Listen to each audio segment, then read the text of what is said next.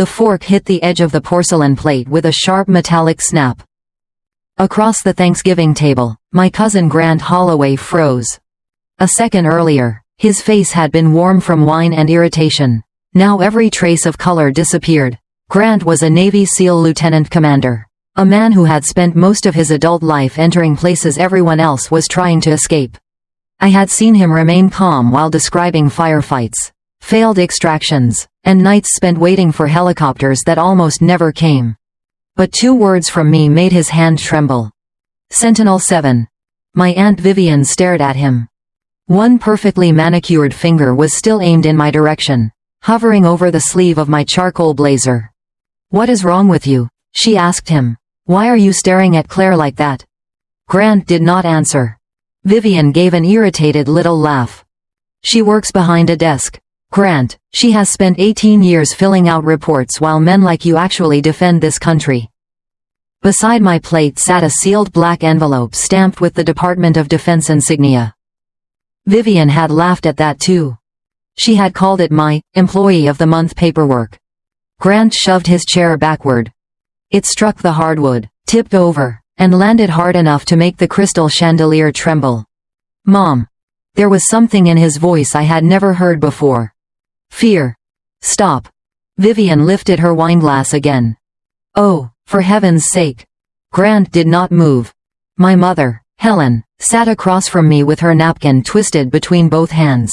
Steam no longer rose from the turkey. Nobody touched the stuffing. 2 family friends who had arrived early for coffee stood just beyond the dining room entrance, suddenly unsure whether they should leave or pretend they had heard nothing. Vivian looked from Grant to me, then back to Grant. She still did not understand. Grant did. And that was the moment the Thanksgiving dinner she had carefully arranged began to come apart.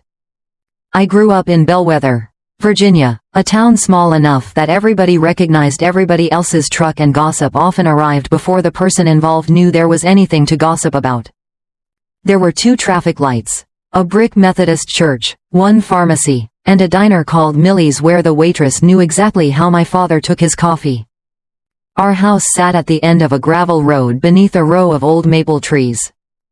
Every October, the leaves turned copper, orange, and deep crimson. My father, Major Thomas Mercer, would rake them into enormous piles and pretend he had no idea where I was when I buried myself underneath them. "Claire," he would call dramatically, "has anyone seen my daughter?" I would hold my breath beneath 3 feet of leaves. Then he would step directly beside me. "Well," he would say, "I suppose I'll have to give her dessert to somebody else." I would explode from the pile. He never acted surprised very convincingly. My father smelled like coffee, saddle soap, and the faint metallic odor that seemed permanently attached to his field equipment. He was Army. Career. Quiet. He never bragged about deployments. He did not wear his ribbons to neighborhood ceremonies unless someone ordered him to. If strangers thanked him for his service, he usually nodded and changed the subject. My Aunt Vivian despised that kind of modesty. She was my father's older sister and had built her entire understanding of success around visibility. If nobody saw the achievement, she believed it barely counted.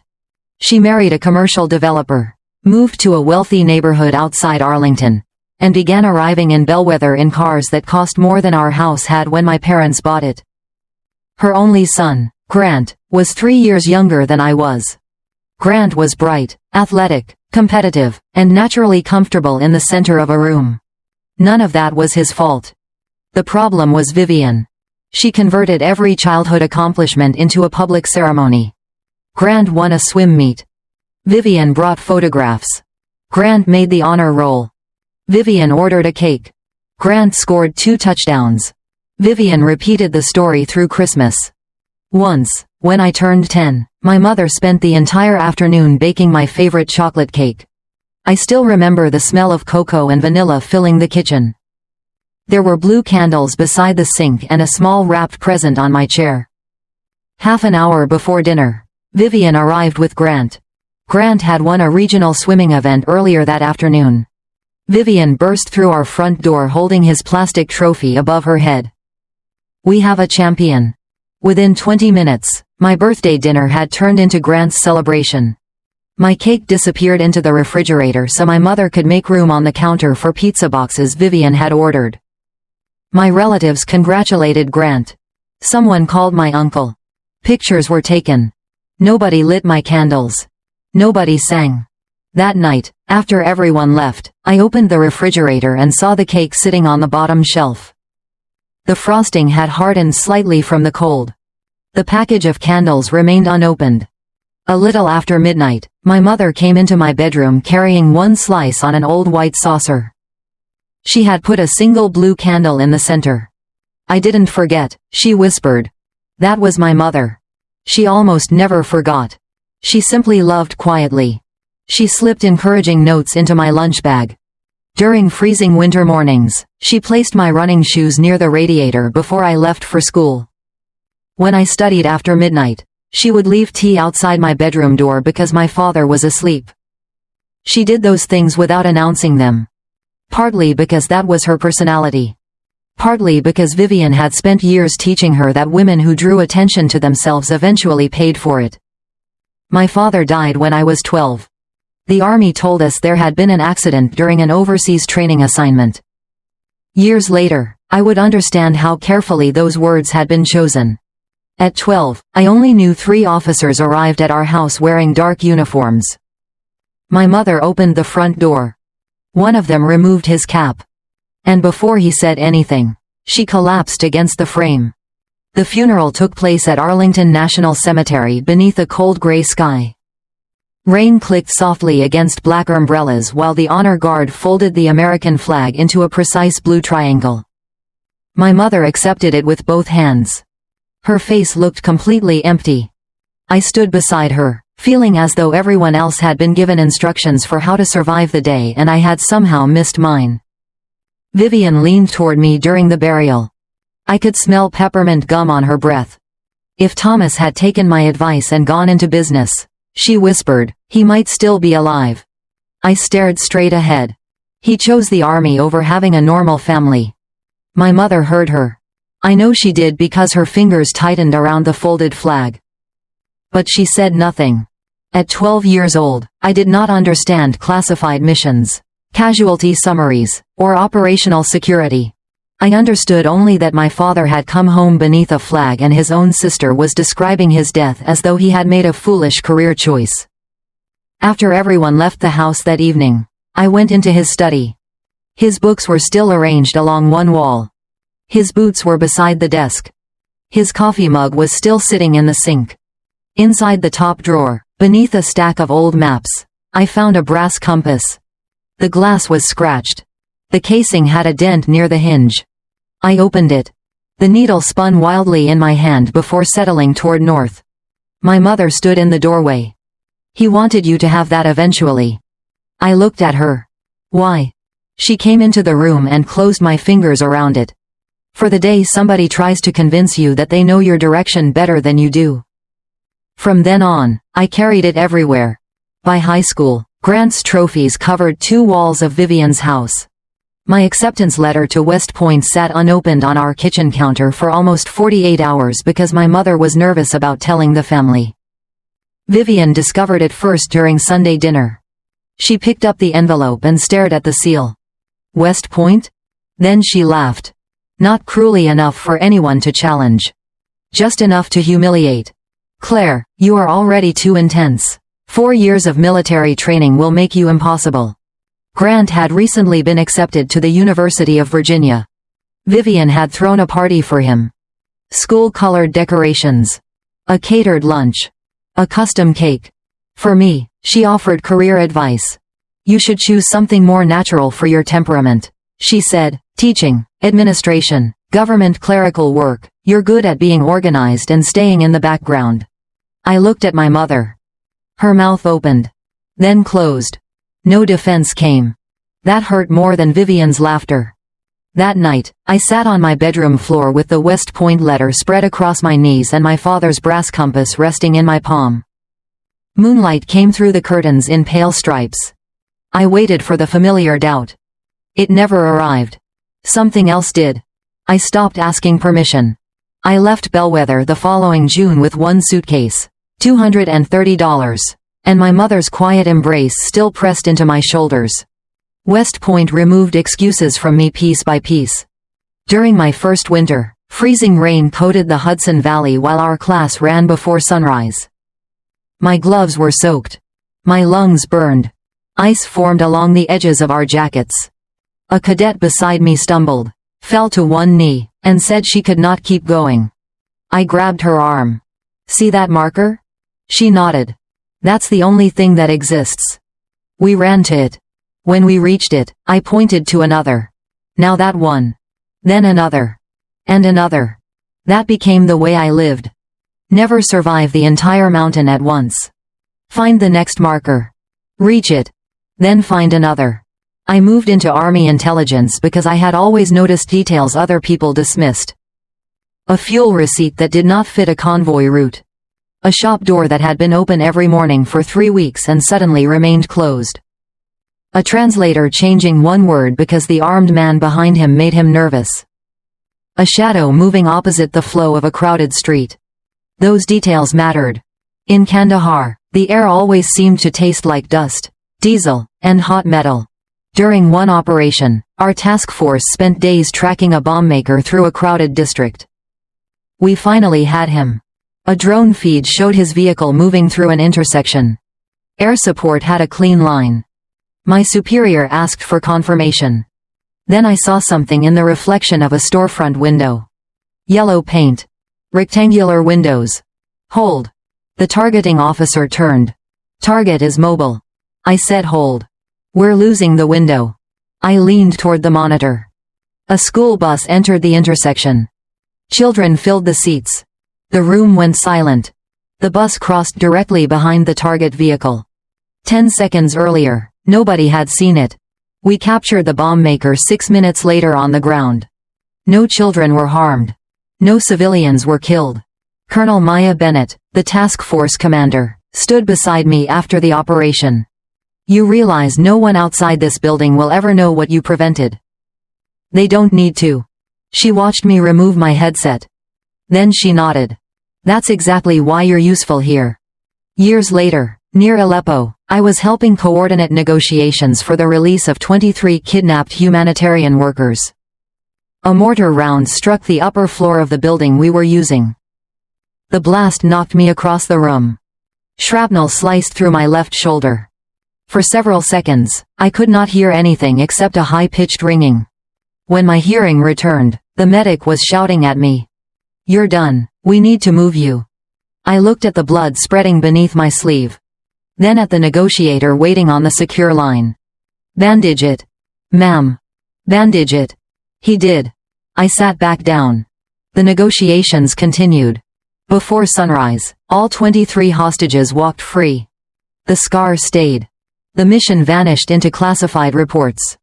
That became the pattern of my career. Locked rooms. Redacted documents. Recognition that could not be discussed. Operations nobody at home would ever hear about. I missed birthdays. I missed weddings. Once, I missed my mother's retirement dinner because a source network in North Africa began collapsing and we had only hours to extract 3 people before they disappeared. I never regretted the work. What bothered me was being told repeatedly that the work did not exist simply because I could not explain it. My call sign came during Operation Black Harbor, a joint mission designed to dismantle a network moving surface-to-air missiles toward terrorist organizations. I spent 32 hours inside a windowless operations center staring at maps, satellite feeds, communications traffic, and changing threat assessments. One American team became trapped inside a coastal compound after its extraction route was compromised. Their team leader came through my headset. "Sentinel, we've got movement east and south. Possible vehicles north. Primary route is gone." I rerouted an intelligence aircraft. A new overhead image appeared. I saw a drainage canal beneath camouflage netting along the western edge of the compound. "Your west wall, 20 meters. That's blocked. There's an opening behind the collapsed section." Rounds cracked through the radio. Someone shouted, "Move now." I guided them one turn at a time. Through the broken wall. "Copy. Down the embankment. We're taking fire. Keep moving." Vehicle approaching north. I see it. I shifted air coverage and redirected supporting assets. The team reached the drainage channel. Then the extraction corridor. 7 Americans made it out. One of them was Grant Holloway. The classified report never included my name. Grant knew only the voice in his headset. And the call sign. Sentinel 7.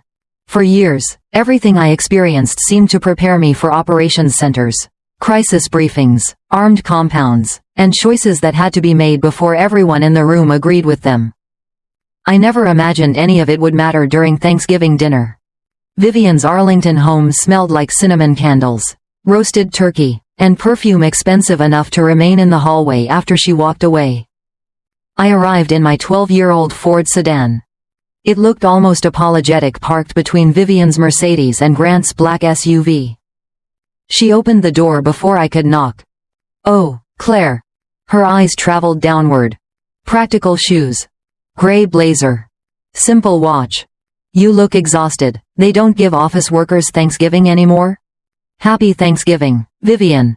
Grant stood near the fireplace in navy dress blues. Broad shoulders. Decorations across his chest. The seal trident above his ribbons caught the chandelier light. He crossed the room and hugged me. "You came straight from work?" "Yes." He looked at the faint irritated line on my neck where a security badge had rested for most of the previous 36 hours. "What office keeps somebody 36 hours?" "The kind without many windows." Vivien laughed behind us. "That means basement, Grant." I said nothing. I placed my black document case beside my chair. Inside was the sealed envelope Colonel Bennett had handed me that morning. "Don't open it until tomorrow," she had said. The Department of Defense insignia was visible. Vivien noticed immediately. "What's that, some employee recognition?" I took off my coat. "No. Instructions for filing cabinets?" Grant gave her a look. She ignored it. I sat where I had a clear view of both the front entrance and the patio door. "Habit." Grant noticed. He said nothing. At dinner, Vivien seated Grant at the head of the table. My mother sat across from me. She seemed smaller than I remembered. Her silver hair was pinned neatly behind her head, and the cardigan around her shoulders looked one size too large. She reached over and touched my wrist. "You look tired." "I'm all right, Mom." Her fingers stayed there one extra second. That was how she loved. Briefly. Quietly. As if taking up emotional space required permission. Vivien carried the turkey in like she was presenting it on television. She carved several slices, then handed the knife to Grant. "You should finish. Let the warrior do the honors." Grant frowned but accepted it. Vivien loaded his plate. White meat. Stuffing. Potatoes. Cranberry sauce. When the platter reached me, she placed a dry wing beside a small serving of green beans. "Easy on the starches, Claire, office life catches up with you." Grant stopped cutting. "Mom." "What?" "I'm concerned about her." Vivien always packaged the first insult as concern. She asked whether my department was financially secure. She wondered whether federal budget cuts might eliminate my job. Then she offered to ask Grant if he knew anyone who could place me in an administrative position at a Navy facility. "At least you'd be around people doing meaningful work," she said. I ate one bite of turkey. It tasted like salt and cardboard.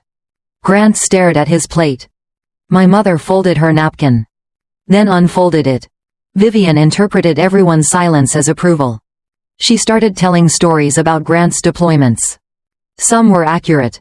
Others had been polished through years of repetition until Grant sounded like the central character in every military operation since 2005. His medals. His parachute qualifications. His deployments. The senator who once shook his hand. The admiral who remembered his name. "He has sacrificed everything for his country," Vivien announced, placing a hand on his shoulder. "That is what real service looks like." Then she looked at me. 18 years. Claire, not one medal displayed anywhere. Recognition in my field isn't always public. She smiled. Of course, the mysterious invisible recognition. Grant looked up. "Mom, enough. No, families should be honest with each other." She pointed toward me. She always speaks vaguely because she knows there's nothing impressive behind it. Look at her. Same basic suit every year. Same ancient car. No husband. No children. No stories she can tell anybody. She gave her life to the government. And what did the government give her? She paused. A cubicle. My mother cleared her throat. Vivian, maybe we should bring out dessert. Vivian did not even look at her. By then, she had an audience. The dining room doors were open. Two neighbors, Carol and Dennis Whitmore, had arrived early for coffee and were standing near the foyer. Vivian raised her glass. To Grant. Dennis awkwardly lifted his coffee cup. Carol followed. Vivian smiled broadly. The only actual warrior sitting at this table. Grant left his glass on the table. I placed my fork beside my knife. Perfectly straight. Vivian noticed. Oh, don't pout. I wasn't. Not everybody is meant for dangerous work. Someone has to provide support. Men like Grant go out and fight. People like you make sure the reports get filed. My fingers touched the corner of the black envelope beside my plate. Not because I intended to open it. Because controlling your hands is useful when controlling your emotions matters. Grant watched me. Vivian leaned closer and patted my left shoulder. Pain shot beneath the old shrapnel scar. My expression did not move. Grant's did. His eyes narrowed. Claire. I looked at him. How did you get that scar? Vivian answered before I could. She probably walked into a filing cabinet. Carol gave a nervous laugh. Grant did not. My mother stared at her plate. Vivian leaned back, encouraged by every second nobody challenged her. Then she crossed the line she had been approaching all evening. Your father would have been devastated to see what you became. My hand stopped. Vivian continued. Thomas was an actual soldier. He accepted risk, he served openly, you put on a serious expression and carry a government badge. But you've spent your whole career hiding somewhere comfortable. The room seemed to contract. A candle flame leaned in a small draft. Somewhere near the foyer, a spoon touched a coffee saucer. My mother closed her eyes. Vivian looked directly at me. Your father would have been ashamed. I raised my eyes. Do not use my father's name that way. 5 quiet words. Vivian blinked. Then gave a small laugh. Why, because you know I'm right? No. Thomas understood courage. You understand security badges and excuses. She turned toward Grant. What do you military men call someone like that? Isn't there some term? A pog? Somebody who pushes paper while other people do the real work. Grant's fork slipped from his fingers. It struck the china. That was the sound that changed everything. Grant stared at me. Mom. Vivian frowned. Stop talking. She laughed. Grant stood so quickly his chair crashed backward. I said stop. You do not speak to me like that. But he was no longer looking at her. He was looking at me. At the seat I had chosen. At the exits I had checked when I entered. At the untouched wine beside my plate. At the scar beneath my blazer.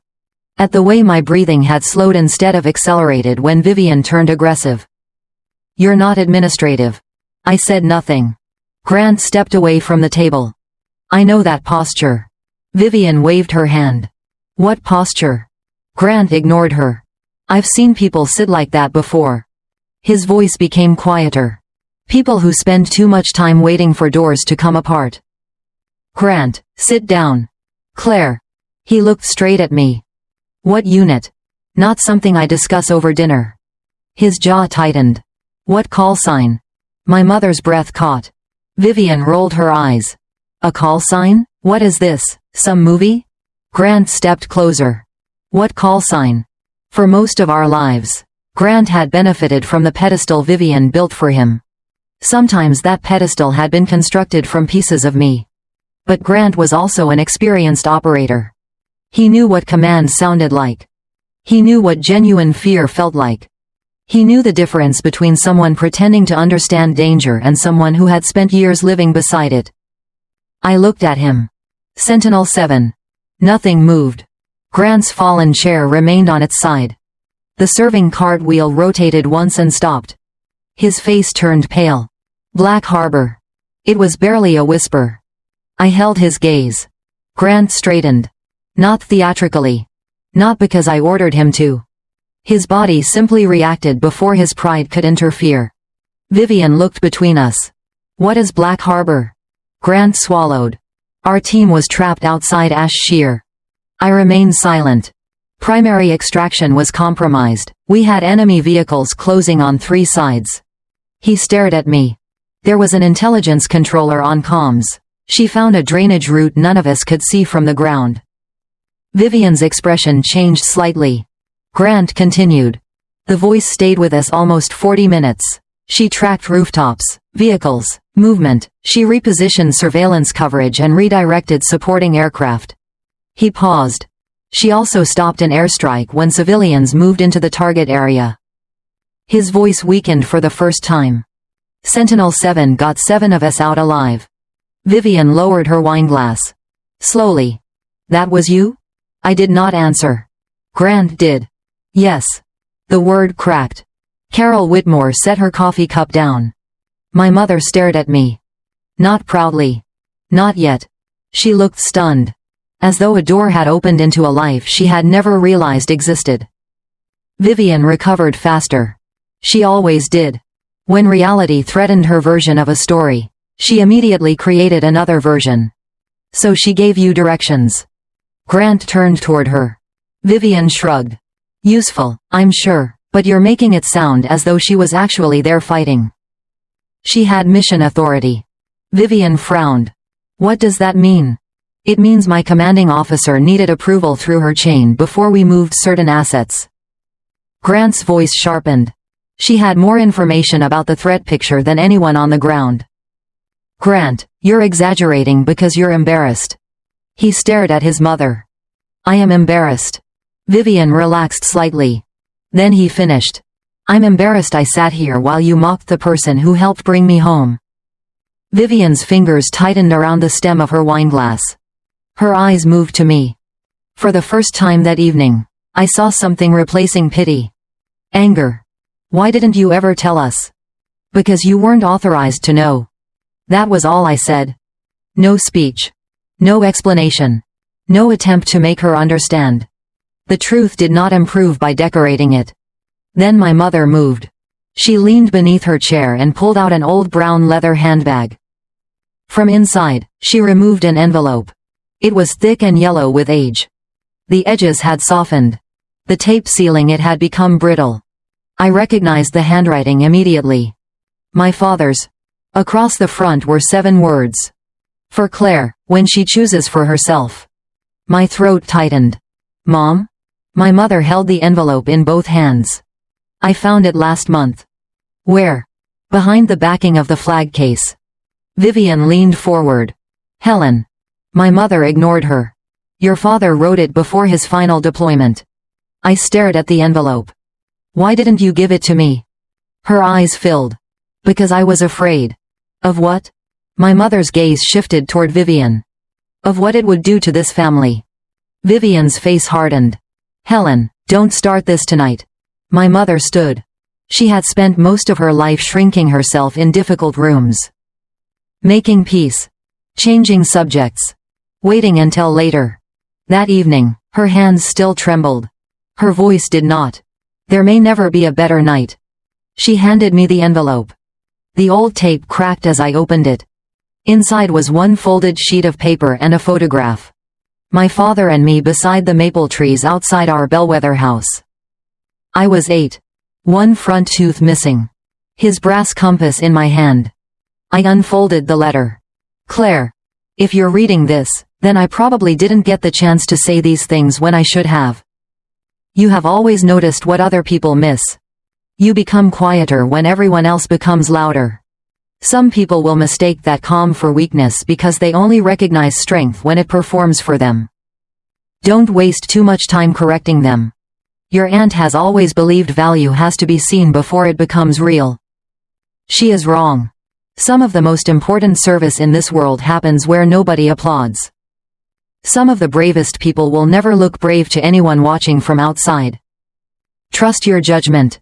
Choose your own direction. At the bottom was another line.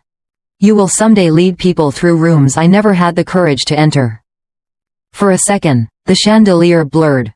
I folded the letter carefully along the original crease. Then I slipped it into the inside pocket of my blazer beside his compass.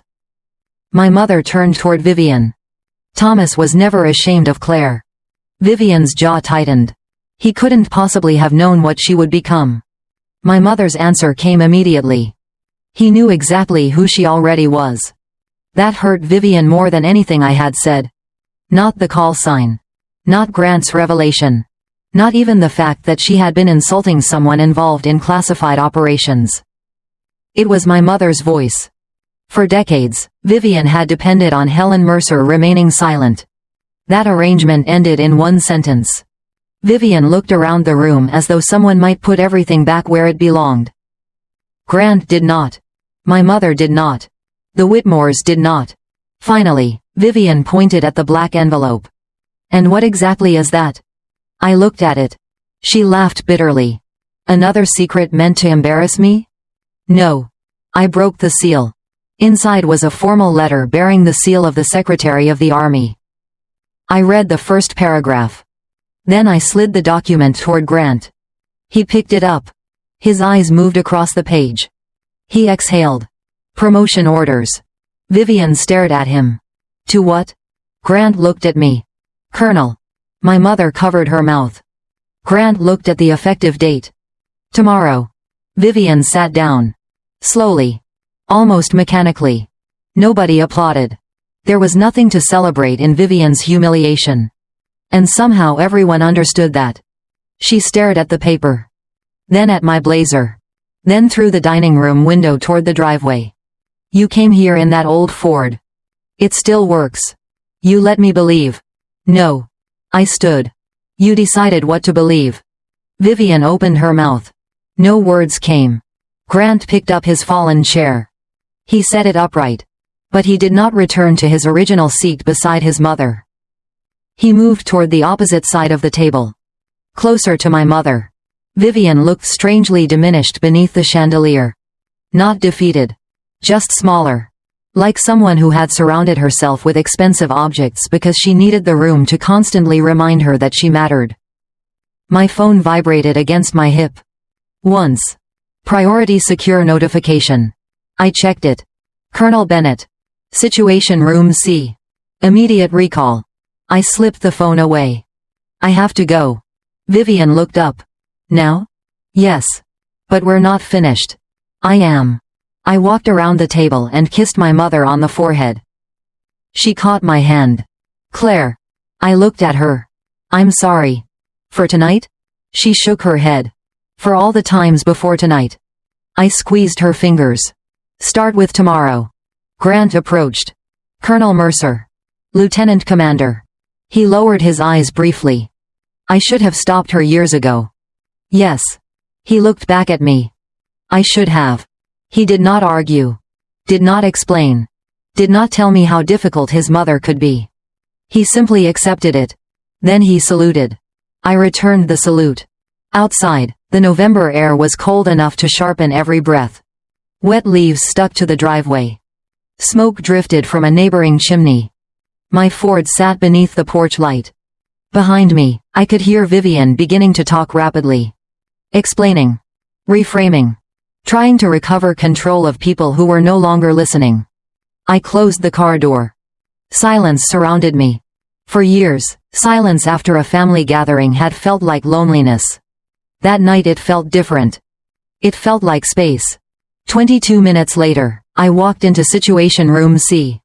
Fluorescent lights hummed overhead. Analysts stood around digital maps and live surveillance feeds. A coastal safe house in North Africa filled the main screen. Several hostile vehicles were converging. Colonel Bennett handed me a headset. Echo 4 is compromised. QRF is approximately 6 minutes out. Air support has a firing solution. I studied the thermal imagery. What's next door?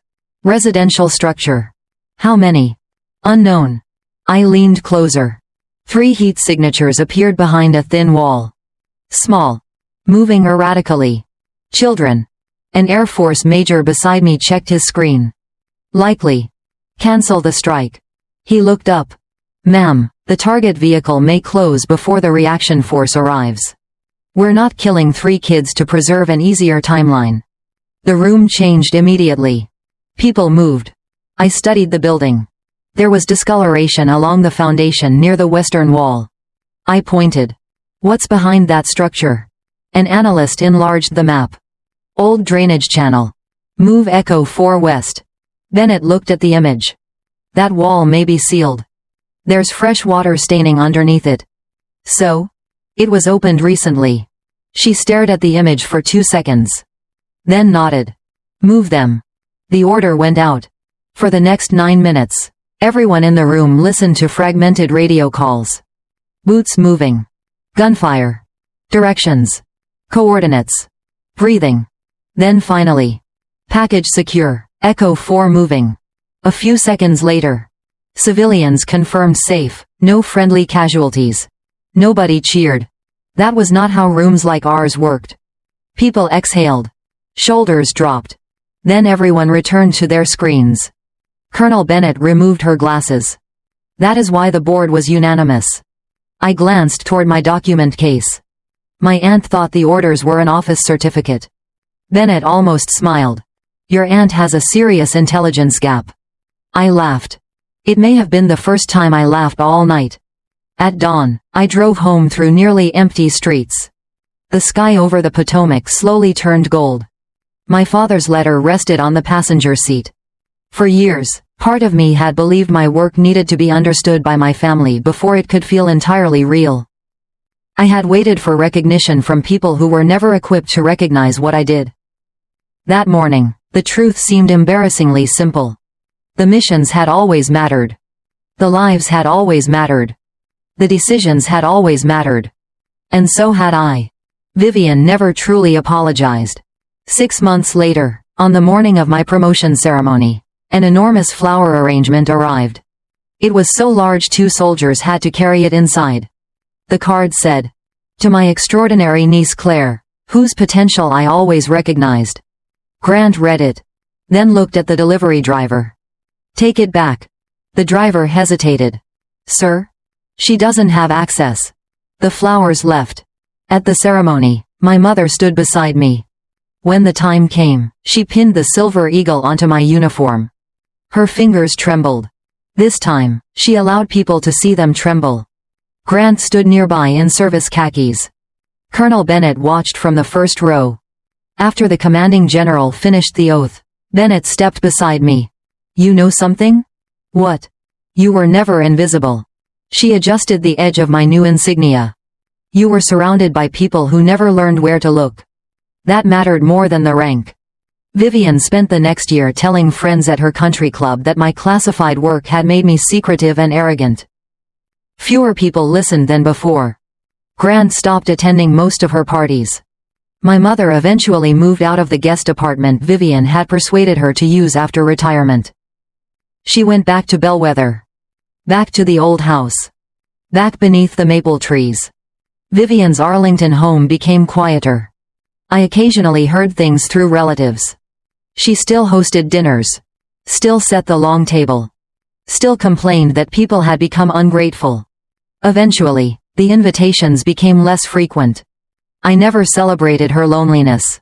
Loneliness was not punishment. It was simply the shape left behind after enough people decided they were tired of being diminished. One rainy Sunday, I visited my mother in Bellwether. Rain tapped softly against the kitchen windows. My father's folded flag hung above the mantel. His photograph sat beside it.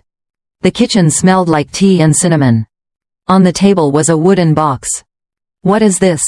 My mother touched the lid. "Something else I should have given you years ago." Inside were dozens of envelopes. Birthday cards. Newspaper clippings. Copies of military academy announcements. A photograph from my West Point graduation. The edges were soft and worn. "You carried this?" "For years." I looked deeper into the box. At the bottom was a small card written in my mother's handwriting. I opened it. I was proud every single time. I just wasn't brave enough to say it loudly enough for Vivien to hear. I read the sentence twice. Then again.